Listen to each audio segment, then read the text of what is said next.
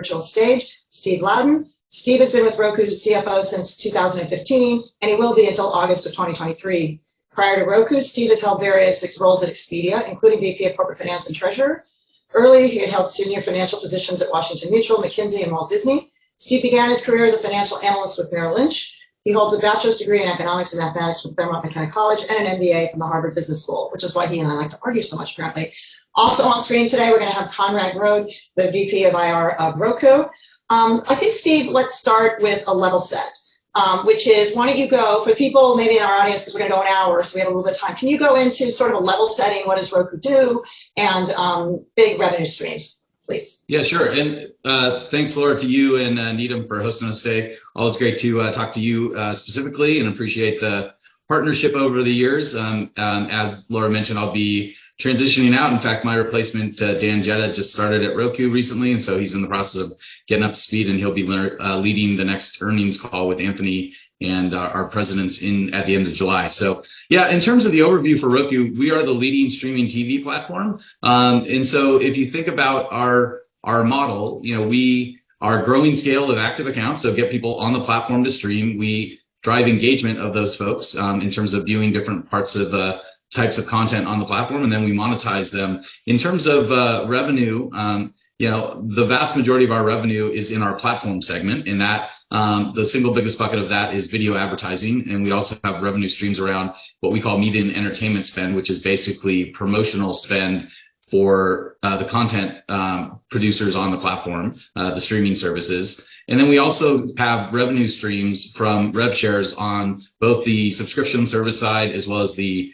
TVOD side, right? So if we sign up a new subscriber for a streaming service, we get a revenue share for the life of that subscriber. So those are the three big buckets on the monetization side, or what we call the platform segment on the P&L. And then we also sell players, the streaming players. Those are the little boxes or USB sticks. And then increasingly, we are the leading TV operating system out there, and we just started selling Roku produced and branded TVs. And so that's part of our devices segment. And we have some other hardware segments within that, things like audio products. Those are things like stream bars, sound bars, speakers for surround sound systems, and most recently smart home products, things like cameras and other smart features that leverage an IoT OS that we have. So in general, I think Charlie, our president of media, summed it up best, which says we're not in the streaming wars at Roku, but the streaming wars are taking place on Roku as the leading streaming platform. We're number one by engagement in the US, Canada, and Mexico, and we're in several other countries, one way or the other, in Europe and in Latin America.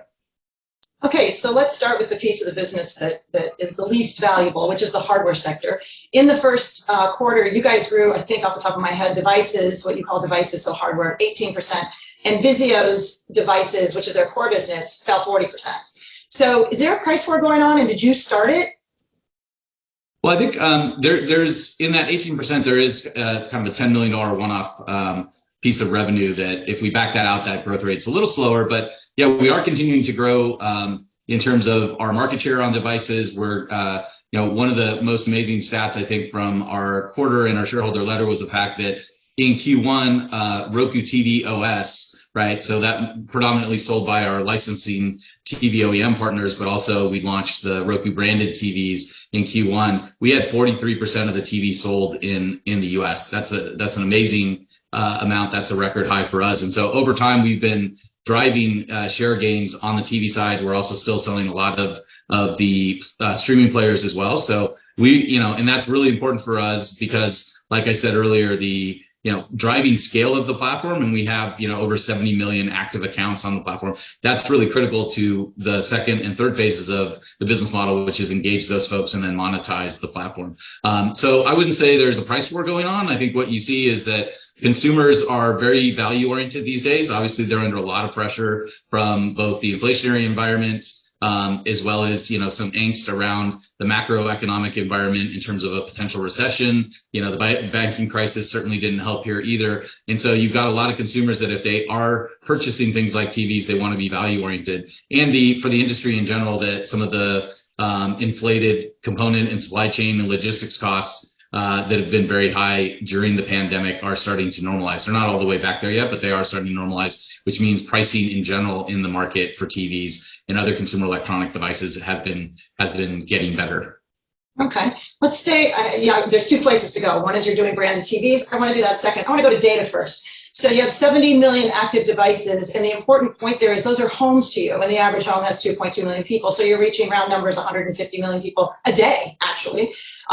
Vizio publishes like 18 million active homes. A lot of those are in the same homes. They measure actually screens, not homes. My question is, they make $100 million a year from selling their data to others, to iSpot, to Samba, to Samsung, to other people. My question is, as the CFO, why don't we have a data revenue stream here? Why aren't we selling a segment of that fabulous Roku data to Nielsen, to Samba, to these guys, Video Amp, that are fighting to replace Nielsen in the CTV measurement market? Yeah, and just to clarify on the stats, we've got 70 million active accounts, which are kind of our proxy for households. Those are folks that have streamed something on the platform in the last 30 days. But your general point is well taken. For us, the data is extremely valuable, and we have certainly kind of looked at different ways to leverage the data. In our minds, and sort of based on our calculations, a sale to the third party could generate some revenue in the short term, but the highest value use of that data is actually it powers, our targeting and a lot of our proprietary advertising products. So, for example, we have advertising products that leverage our ACR data, which is the automatic content recognition data from the TVs. It's a consumer opt-in, but there's a lot of great features related to that. But that, we sell ad products that basically can say, hey, we'll only, if you're an advertiser, you're only going to pay for an ad spot for somebody who didn't see this ad spot on network, right? And so for us, we are monetizing that data, but it's in the form of powering our targeted advertising and leveraging the other features of our ad stack. That we believe is more valuable than kind of selling that data elsewhere. All right, well, we're going to agree to disagree, but moving on to Roku branded TVs.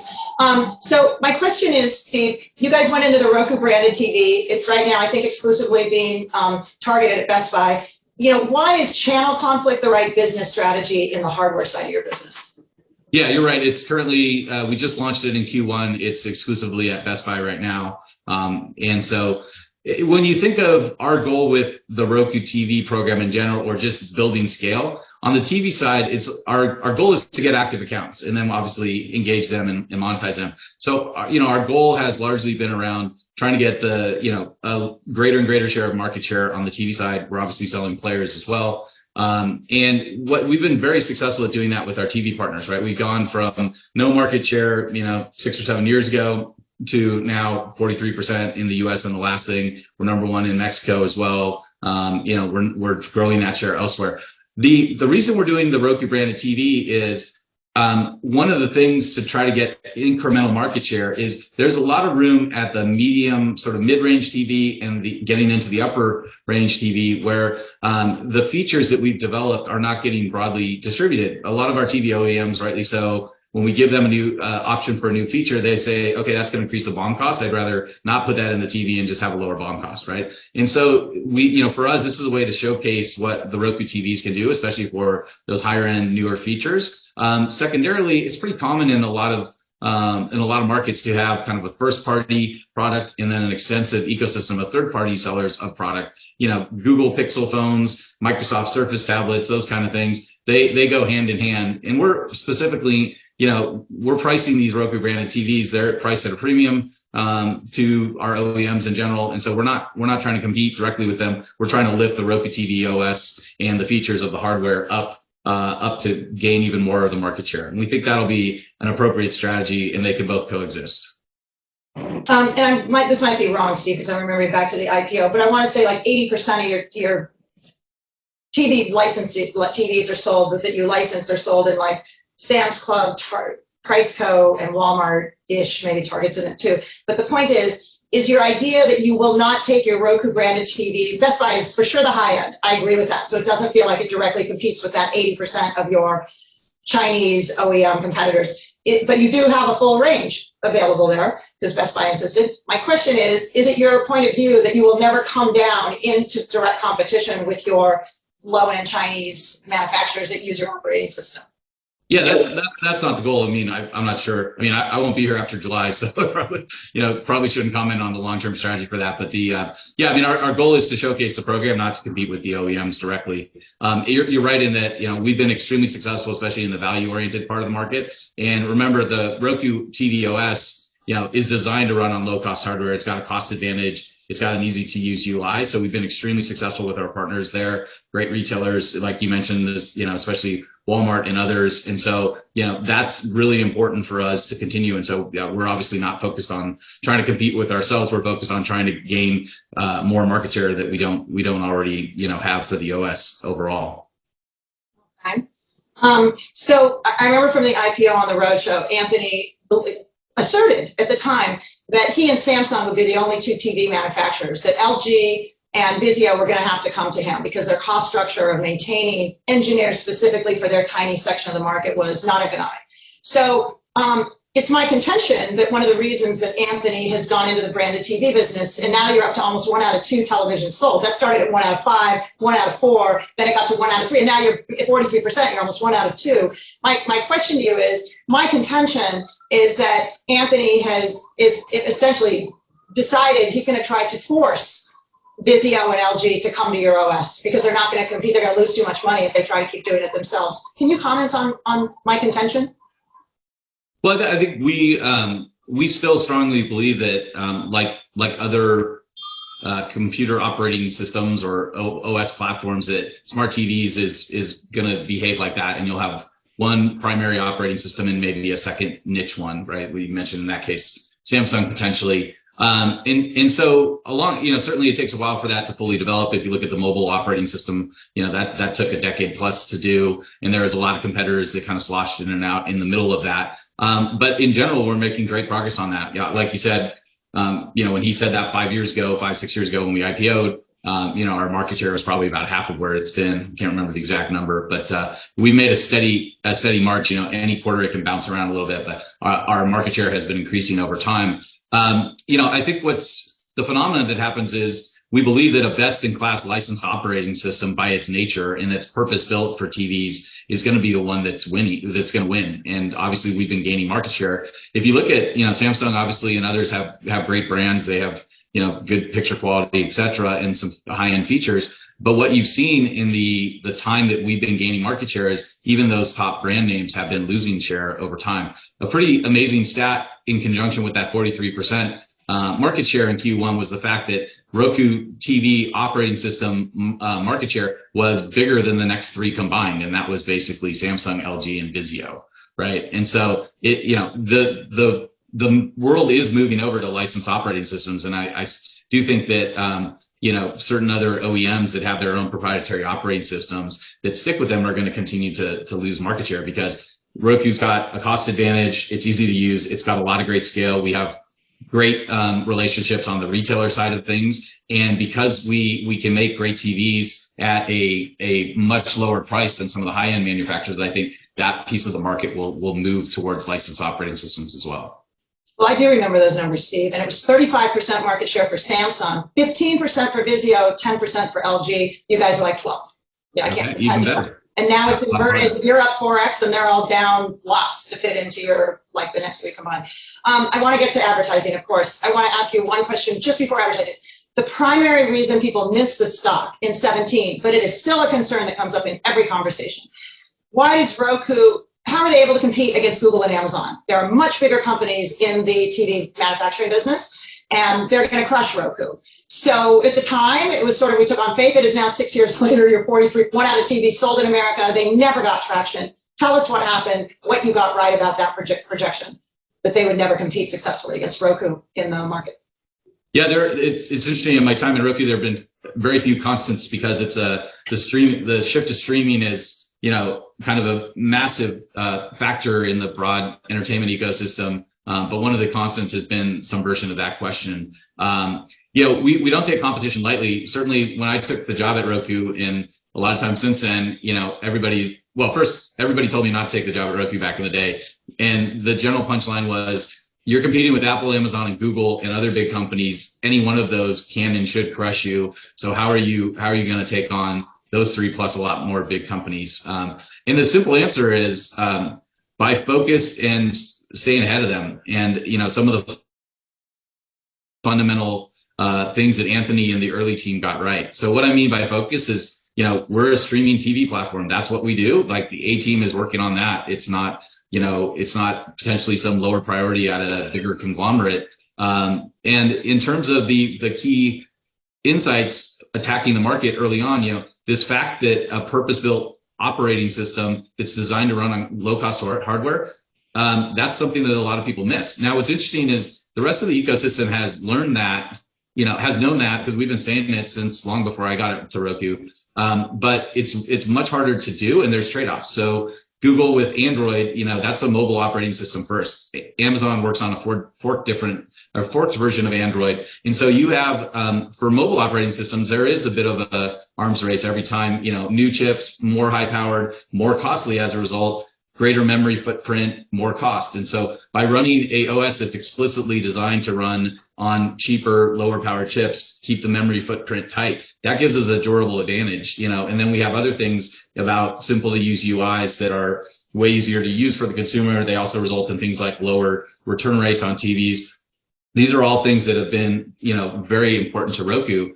And then I think the other piece is now fast forward to where we're at today, right? We're 70 million plus active accounts. We're almost half of the broadband, we're in some way or another in almost half of the broadband households in the US. We're sort of number one or number two in many of the markets that we're at, and we're continuing to grow, a lot of our metrics. And so it's harder to tip us over now than it ever has been. Certainly those are still big competitors, but we continue to stay ahead of them on the innovation side. And frankly, that's the reason have significant durability on competing, is because this is all we do. We've got a great set of roadmaps. We execute.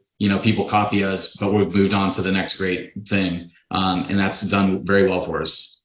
Well, I'll tell you, it was the biggest trust factor getting into the shares early, is that Google and Amazon wouldn't squash you. And Anthony said it wouldn't happen, and sure enough, it never happened. And yeah, but like I said, we don't take that lightly either. But yeah, it's a competitive market for sure. But we know the way we stay ahead is to focus on what we do best, which is streaming. Okay, so let's move to advertising, because I'm sure everybody's wondering why it took me 20 minutes to get to the piece that has the high multiple. Okay, so advertising. So let's talk first about your homepage. Homepage for Roku, we estimate, is about a third of total ad revenue. Vizio is 50%. Your homepage, I think, sorry, Steve, is a horrible ad unit, way over on the right, not pretty, still not video, not a carousel like Vizio's. I think Vizio's homepage ad unit is much better. Moving on. It's been really weak, and it primarily because the homepage for both companies is M&E, which is media and entertainment, which is really advertising around films or streaming that is coming out. My question to you is that sold in a billboard form, or is it really sold at auction? Because when I'm pulling up Roku, which I do every day, I use you guys as my interface to my OLED LG TV because it's better than the OLED built-in LG TV. I always use Roku. A lot of self-promotion of your own stuff, which to me says you're not selling that ad unit, which is your homepage ad unit, which is a third of your ad revenue. Talk to me about the ad unit on that homepage and whether there's any notion that it's going to become a more valuable ad unit, not just, a third of the page on the right still. Yeah, so thank you for using Roku every day. And you're like a lot of folks that have some of the companies we've talked about, they buy those TVs because they've got good panels and they've got a good brand, and then they realize the operating system, has some features left to be desired, and they throw a Roku on there. And so we see a lot of that behavior indeed. In terms of the home screen, yeah, you're right. It is part of what we call our media and entertainment business. That's effectively promotional spend by the content services on the platform. You're right. It is currently a display ad. And we have one of our presidents, he's the president of consumer experience. And so he's working on things to improve the UI. There's a lot of great work. I'd recommend people, if they haven't read the last shareholder letter, to look at that, because we're adding things to the home screen like sports zones and what to watch. And there's lots of other things we're doing that not only is a great consumer experience like Sports Zone. The good news is a lot of sports rights are coming over to streaming. The bad news is they're sprinkled everywhere and no one knows where their favorite team is or what the game is on right now. And so the Sports Zone is a great consumer experience. It's part of our left-hand navigation, so you can easily find it. And then when you click in there, there's actually more ad spots that can be included in that Sports Zone. There's also sponsorship opportunities in that. So there's a lot of work we're doing around the consumer experience in the UI that is consumer first, but also we design in incremental revenue opportunities on the advertising side, whether it's kind of standard advertising with non-content owners or whether it's the M&E business. And so there is a lot of work to be done on that. Increasingly, those display ads can be personalized right on that home screen, and as well as the fact that we are increasingly selling them not on a CPM basis, but rather on a performance basis. And so, it could be an example of an SVOD service where that home screen ad would be, we would find, people with a higher propensity to become new subscribers, or we might work with them to identify folks that have a existing subscription, but have lapsed watching and thus are likely to churn out, and to get them re-engaged. And so we will sell that on a performance basis, not on a CPM basis. And so I think there's a lot to be done with that business still. There's also other things that are part of it, like, branded buttons and other parts where, those are good revenue streams as well. But that's the consumer experience, UI evolution, and also moving more of that kind of UI based advertising or M&E to performance. There's a lot more to be done on that. And I'll pass your feedback along to get on. Yeah, please do. I mean, it can't be new to you. So let's stay on that for a second, because I thought that basically that first ad spot on the homepage is basically a run of schedule ad where you just they buy everybody who comes to Roku's homepage. And I hear your point about everything's becoming more personalized. Great idea. But I guess my point is, at one point, Anthony had said 100% of your, maybe it was Scott before, that he had said 100% of your ad units were sold targeted. So which is it? Is that front homepage ad unit run of schedule where everyone who opens Roku sees it? Or is it actually they can buy a third of the homepage users that are women, and that's different than the rest? How does that homepage ad unit get bought? Yeah, it's not a run of network. So if you wanted everybody at Roku to see something on the home screen, we have what's called a home screen takeover. It's a pretty high bar to sell those, but it could be something like, hey, a new streaming show is coming over, or like a tentpole movie is coming out, this weekend, and you do that. Good example would be like when the last season of Game of Thrones came on. There was a home screen takeover. There's a zone on the UI that you could get some behind the scenes look at content, etc. So that would be a full home screen takeover. You're basically taking over the background of the home screen itself. So the home screen ads on the right side, as you click over into the tiles, that's something that, it's like everything that we sell. It could be lightly targeted. It could be very specifically targeted, but it is sold on a targeted basis. It depends on what the campaign goals are for the advertiser. Okay, and if it's sold on a performance basis, which is a really interesting capability that connected television ads have that linear TV do not have. Connected TV can be top of funnel awareness, and it can be bottom of funnel performance, which is the point you just made. If somebody's trying to sell a new subscription to Max because they dropped the HBO name and no one knows what Max is, if you click on Roku, that is a bottom of funnel use of connected television ads. My question is, what's the CPM difference? Like, if somebody's just buying an ad where it's push and it's not performance, let's say, I'm going to make up my number, I'm going to say it's a $30 ad unit. What kind of premium do you get if it's a sponsorship ad unit and they have to click before you get paid anything? Yeah. So, I mean, the good news for us as a platform, right, is we have a lot of data on, again, consumers that would be more or less interested in an ad depending on what the campaign goal is. And so we can price things on a CPA basis where the effective CPM would be a premium because we have a decent understanding of how those types of ads have worked in the past. We'll sell them to folks on a CPM or a CPA basis. And so, for your example, it would be up to the streaming service to say, like, I'd rather buy that on a CPM basis. Obviously, they might do that more if they're targeting something, but it's top of funnel in their mind versus something that is bottom funnel, like, hey, I actually only want to pay Roku if I get a new subscriber out of this, and they click through and they sign up, right? And so we're happy to we're happy to do each of those deals because we've got a good understanding of the effectiveness of those ads. And those would all run on the homepage, right? Yeah, I mean, that sort of setup would work other places as well, but that's just using the home screen ad as an example. And I was going to say, also remember too, it's not also about driving active accounts, but it also could be driving engagements as well, especially with the advent of more ads. Yeah, retention, right? Yep.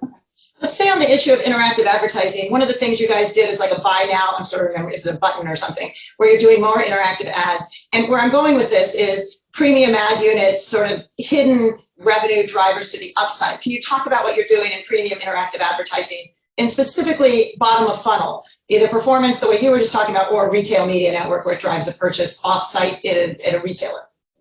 Yeah, so there's a lot of, Roku ads are targetable, right? They're interactive, and there's lots of different ways you can measure them with Roku data or third-party data. One of the best examples of what we're doing on bottom of the funnel is we launched shoppable ads with Walmart, right? So that's stuff that within the ad unit that could be placed within certain content streams that you could say, hey, I want to buy this piece of clothing, or I want to buy this product, and it'll take you, if you're signed in, and it'll take you, and you can basically click on the thing and have Walmart fulfill that and ship it to you. So that's getting toward the holy grail of TV advertising, where you can literally buy stuff as you watch it. That's early days, but it's great. It's a great vote of confidence that we launched that with Walmart, and they're a great partner for something like that. And so, we've gotten a lot of interest on that. I mean, that's something that's only available, on a place like Roku as a leading streaming platform, where we have a logged in user, we have, payment information, we can work with a partner like Walmart to fill it. And so, that's a very differentiated type of ad unit.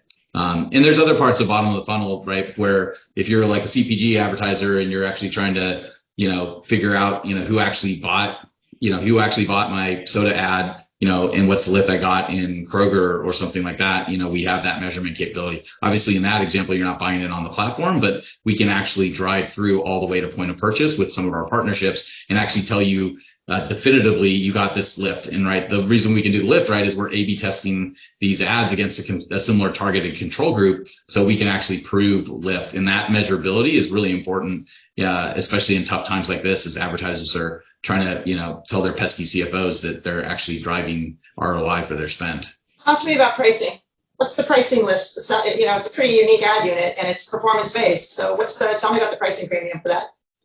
Yeah, we haven't disclosed a specific pricing premium, but certainly it's a premium price unit. As you get more targeted, as you get more features, whether it's interactivity, whether it's measurement, it's a more effective ad, and it drives a higher premium CPM. I mean, we're very comfortable, especially given our track record and our data set, that we can prove ROI for everything from lightly targeted ads to things that are very targeted or direct, shoppable ads, like the first example I gave. So, that's where the world is going, and that benefits a platform like us that have a lot of scale. Thus, on the advertising standpoint, that translates into large amount of reach, and then we can leverage our proprietary ad units and our proprietary data set to drive, higher CPMs and higher effectiveness for the advertiser. And do you ever share in the purchase? Like if you drive to purchase something that's off network, it's outside of Roku, it's in a retailer, do you ever charge a piece of the profits of the item, or is it all caught up in the CPM they pay up front?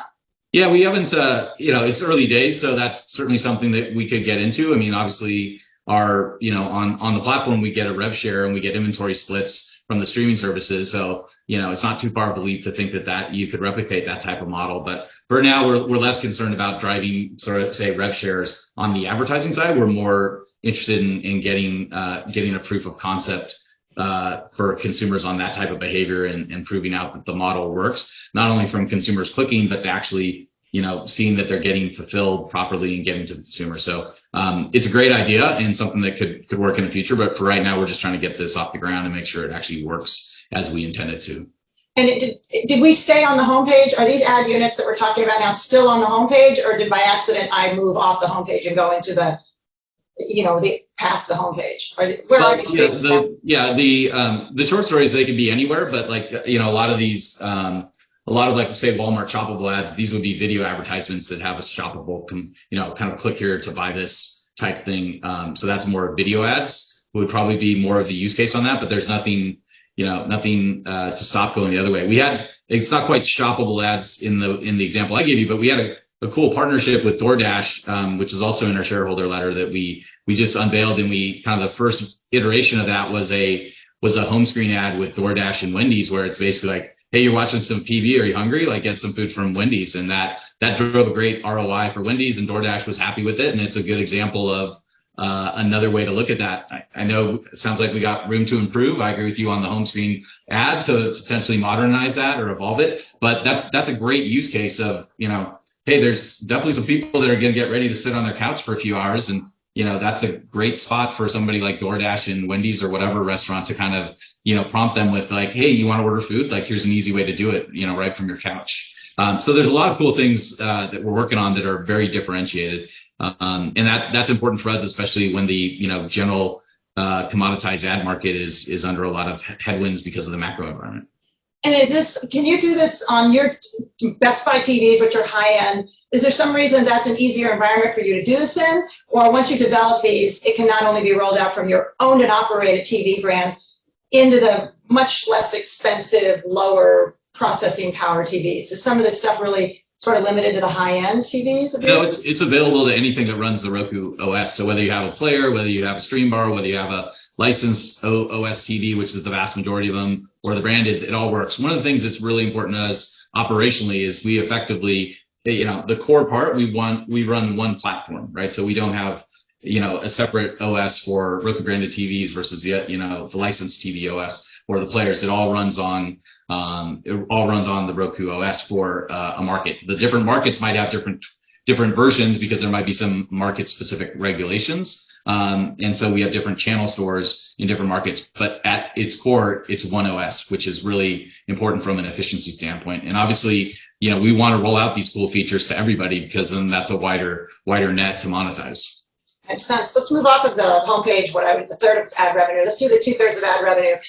I think about half is the Roku channel, our estimate, not yours, of this 2/3 is the Roku channel and the rest is the rest. Still not selling out. Yeah, well, in this environment, I guess with demand down, nobody is. But you have said you're going to open up to DSPs. I presume that will not affect your homepage, but it will affect some of this, I will call it remnant inventory that goes unsold. Talk to us about what took so long. Like DSPs are always a good idea. You had your own, didn't really seem to work. But talk to us about new sources of demand and is there a target sellout ratio for the Roku fulfillment rate that you're targeting? Okay, a lot of questions in that question. Yep. So even before the ad market slowed down dramatically about a year ago, we've talked about being demand constrained in our kind of core video advertising, right? Your standard 15s and 30-second spots. And this is, in some ways, it's a great problem to have because part of the reason that we were demand constrained, even before the pullback, is the Roku channel has become so successful, and it's a top 5 app both from a reach and engagement standpoint, and we control that video ad inventory within there that we are effectively printing, tremendous amounts of new video ad inventory, right, that we can leverage. And so that's actually a great thing because the alternative is you're supply constrained and you're going to have to kind of leverage, kind of go to other sources and pay for that. And so we are, the fact that the Roku channel has this great flywheel where we're getting new content, we're driving more engagement, more unique viewers, thus more reach on there, and then monetizing that, notwithstanding some of the headwinds right now. And then we can drive that sort of scale and growth of the Roku channel. That's been tremendously successful. So you're right, the Roku channel is the biggest single source of ad inventory for us. We still have ad splits, and then in rare cases these days, we still might have to get some wholesale spot buy inventory. And so these are all really important things for driving the ad business over time. Certainly we're not selling everything, our fill rates are not 100%, but like I said, even before the pullback they weren't, but we're okay with that. For us, the biggest thing is to continue to drive share of wallet for the advertisers over to streaming and over to Roku in particular. 50+% of the viewership in the US is now streaming based, but less than 25% of the advertising budgets have moved over. And that's a massive gap, and that's also a massive future opportunity as more of that comes over. So every year, more of a mix comes over to streaming, but it's way behind the viewership. So that's the number one lever we can do, which is pull more budgets in. And we've been doing that each year. But it is painfully, lagging the viewership, but it'll eventually have to right size itself. And so for us, that's the important part. I would have said that Anthony would have argued that prior to now, when he's opened up the inventory DSPs, that he really wanted to hold price. And the only way to hold price is if you sell it through your direct sales force and you don't open it up to programmatic, because programmatic in other industries sometimes is a race to the bottom of price. Yep. So the question is, why isn't that a risk now that you're going to start competing with yourself? People know they can go to a DSP, let's just pick Trade Desk for one, and buy it cheaper, the same inventory, rather than buying it through your direct sales force. Yeah, that certainly is the risk, and that's one of the reasons, and we were perhaps a bit more dogmatic about this before, why we didn't look at third-party DSPs as a demand source, right? We're very comfortable with the performance of our ads in the ROI that we can demonstrate at a premium CPM, and so it wasn't worth it to us to sort of just throw out a bunch of inventory into a third-party marketplace and just see where it clears, likely at a pretty low CPM. For us, the third-party DSP approach that we're taking now is opening up to some third-party demand, but the key is it isn't just throwing a bunch of random inventory into the marketplace and seeing where it clears. We're leveraging our relationship directly with the top-tier advertisers and talking to them about, hey, what kind of money do you have in your third-party DSP campaigns? How can we compete for those with our inventory? And then we will do most of that discussion and negotiation directly and then execute them through some third parties. So that's a pool of dollars, ad dollars, that before we just said, hey, we're not even going there, right? So that, to be very clear, like, we're not just dumping a bunch of inventory and hoping it clears at some pretty low CPM. We're leveraging the relationships we have and saying, like, well, look, the feedback we get from these big advertisers is like, look, we're very happy with the part of our budget that's allocated to Roku. It's got great ROI, great feature set, but we do have this money over here where we're running a bunch of campaigns with different goals through our preferred DSP, and you guys have not played in that before. And so we're now competing for some of those dollars, but it's a direct relationship and it's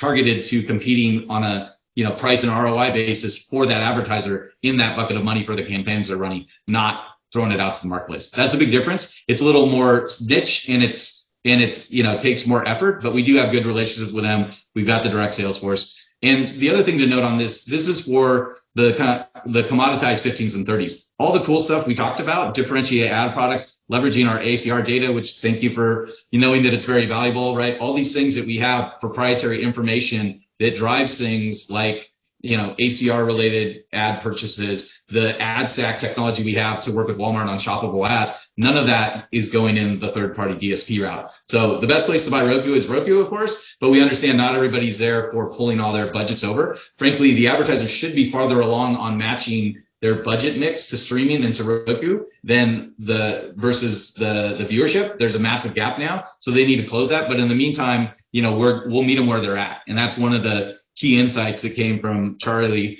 our president of media, when he came in the fall, and he talked, he's got great relationships on the advertiser side as well as on the content side. And that's one of the things he heard over and over from advertisers, like, look, we love Roku. We're happy with what we buy from Roku, but we've got a big chunk of money over here that historically you guys have just said not interested. And that's a shame because you guys could compete for that. So that's the third party DSP approach. Okay, that's super helpful because it says there's not a strategic pivot. It's just a new way of automating onboarding, I would say, from the upfront. So let's talk about the upfront next. It's upfront week. I'm here in New York in upfront week. Last year, I think you did about $1 billion of upfront spending out of the $2 billion of ad revenue off the top of my head. My question is, scatter is below upfront from last year. My question is this going to be a bigger upfront year for you at Roku or smaller? What's your point of view? Well, I think my point of view, there's a lot of uncertainty out there, and so it's too early to tell. The good news for us is we had a very, if you saw the new front pitch, I think we've got a really good value prop that resonates. We talked about, Roku's unmissable in terms of, the amount of reach that we have, and we've got differentiated advertising products that we've talked about before. And then we've got kind of connections into exclusive content through Roku Originals and exclusive sponsorships that only platforms like ours can provide. And so the combination of those things is a really strong pitch, even in a difficult environment. But we're just, obviously, it's like I said, it's upfront week. It's kind of too early to tell how things will go just based on, how much uncertainty it is. Generally in Q2 here is kind of when the endeavors, get penciled in and we have those discussions. So stay tuned for the next earnings call on that. Audience, please type into the question box your questions, and I'll fast pass those. We have 10 minutes left. So last year your sellout rate is 50%. If you did $1 billion of upfront and it did $2 billion, that's a 50% sellout rate in the upfront. Can you handicap whether that's going to be over or under this year? Yeah, again, we haven't made any predictions on that, and it's too early to tell. Just the fact that it's new fronts and upfronts right now, and so that sort of sausage making has not happened yet. Okay, fair enough. International is my last question, and then I'll turn it over to Conrad to tell me what I missed. My last question is on international. Big losses, 3 years of losses before you generate $1 of revenue. Really nice momentum in places like Mexico, like Germany, like the UK, like Canada. But it just really is a huge tax on the financial statements to go into a market and for 3 years lose a fortune before developing all the hardware and getting it to a minimum penetration where you can generate the first ad dollar. Tell me about, in this capital constrained environment with interest rates up sort of 500 to 700 basis points with no end in sight. Tell us about how you think about international expansion.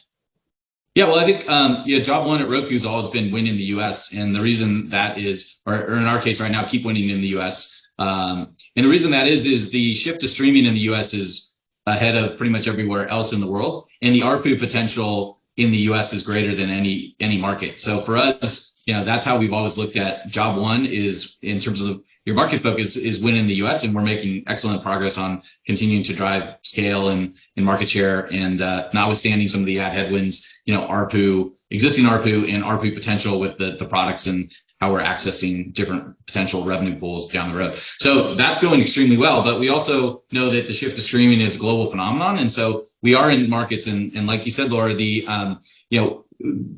phase one of the business model is grow scale. And so we have made great progress in the markets that we're in. And it shows that with some localized tweaks, that the playbook that has made us successful in the U.S. is working elsewhere. So that's really important. You are right. We haven't disclosed kind of international losses. So I can't comment on the fortune or not with that in particular. But you're right. There is, because of our nature of like drive scale first, drive engagement. Once we get a critical mass, because our monetization has a large component of advertising, we need a critical mass of reach for the advertisers to be interesting and to provide them good ROI. So that does take a while to do. We just kind of flipped the switch in Mexico. We added the Roku channel there. We added an ad sales team. We've been selling ads in Canada and UK, but it does take a while. And so that is something that we'll have to, we have to take into account because, we've talked about, we're committed to a positive EBITDA in 2024 and then growing the sort of margin structure over the long term above that. And that does make us have to trade off on things. And that's something we're doing and have been doing as part of some of the exercises over the last couple of quarters we've been doing to try to make sure OpEx is, we're driving that OpEx growth rate on a year-over-year basis down. And we're focusing on the high value and strategic initiatives. So those are the trade-offs we're looking at. Okay. Question from the floor. Can you please ask when the platform gross margin percentages may recover to prior peak levels? Well, I think, the answer to almost any forward-looking question is tell me what the macro environment is going to look like in period X, and I'll have a better sense for, margin structure and growth rates and all that. I mean, that is a simple fact is the last quarter, for example, we talked about that the mix is moving away from media and entertainment right now. And we see some stabilization and green shoots in different verticals within the video ad business, but M&E continues to be soft. We've said that, others in the ecosystem has said that, and that's extremely high margin on the M&E in particular. And so part of the reason that you see some degradation in the platform margin, certainly it's the pricing environment and ads in general, but it's also the mix shift away from things like M&E. And so those are the biggest factors, right? Once we get broader stability, once we get the ad market bouncing back, that will be positive for us on both the sort of revenue growth standpoint as well as a margin standpoint.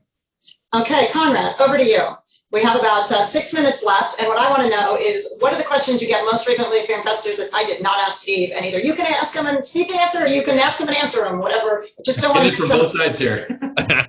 No, I mean, Laura, I think you're very comprehensive. You asked pretty much all the questions top down. So, I think you've been following this story since our IPO days, been having a good grasp of it. You've been there through our journey of the acquisition of OneView, going into the Quibi acquisition, also this old house. So I think you have a very good grasp of it. Now we're going through a transition with a new CFO, and I think Steve's put some big shoes to fill. But at the same time, I think Dan coming in, if there's anyone that can fill those shoes, it's probably him. So we're very excited to have him on board and, look forward to continue the story. But I think, this is probably Steve's last conference fireside chat here. So we're very glad that we're with you on that last one.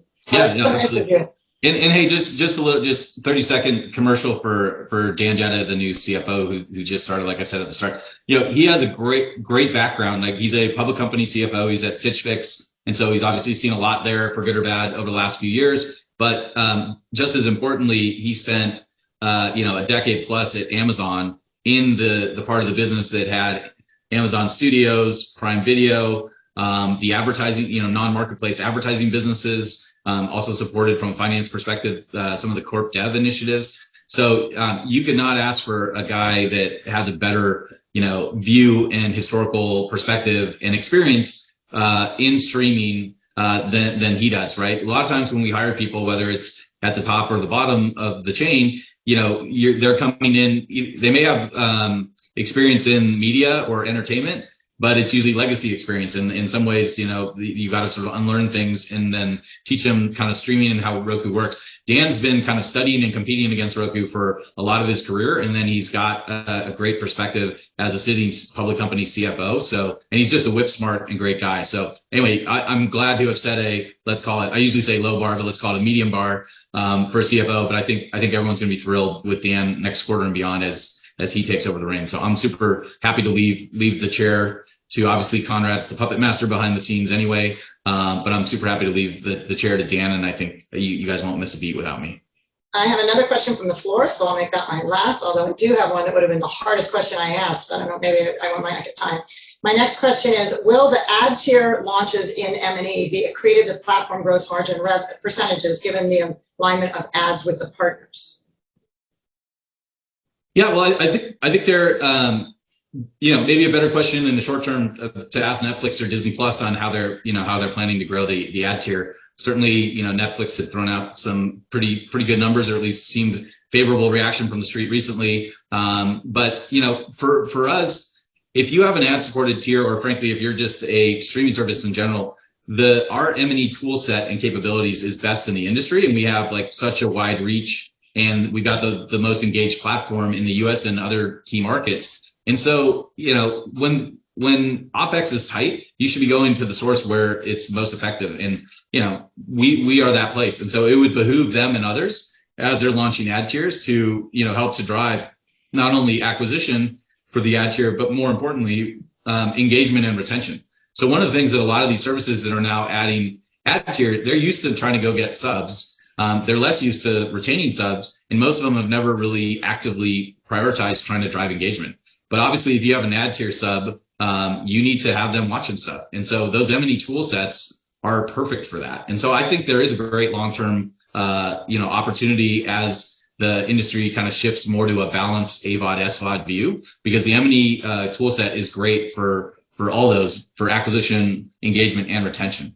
And for me, it's kind of interesting to see, right, Laura? Like Conrad said, you've been through thick and thin with us for a long time. When we launched the Roku channel, I remember people talking about what the hell are you doing? AVOD's dead. It's only SVOD, and it's kind of a dumb move. But as the platform that had, the most engagement, we saw the data and we talked to consumers all the time, and we realized that there is an absolute value proposition for certain people for that. Just like, we were early into fast channels, and so we've got a great offering that's increasingly personalized on fast channels, right? There's all these different occasions that I think the industry has kind of poo-pooed the wisdom, but we always look at the fact that, hey, we're the platform, we've got good info, and we're going to go where the consumer wants to go and how they want to view content and what type of content. So for us, it's great, but it is, I do think, a net opportunity over the long term that can be very helpful for us, and it'll be helpful for the streaming services that leverage it. Okay. Well, I'm going to call it there because we're over time. The operator is flashing red lights at us. I really want to thank you both. Conrad, thanks for being on stage with us. Steve, it has been a pleasure for 7 years to be along this ride with you. Boy, has it been volatile, and I really appreciate your time today as your last act as the outgoing CFO. Really appreciate you being here and answering more questions. Fantastic to be with you. And best of luck in your next endeavor up in Seattle. All right, thanks, Laura. And yeah, it's a fitting way to end since you've been there since my beginning at Roku and before. So thanks again for hosting. Appreciate the support. And thanks to everybody today for joining and taking time to hear more about Roku. Thank you very much, guys. Take care. Bye-bye. Thank you.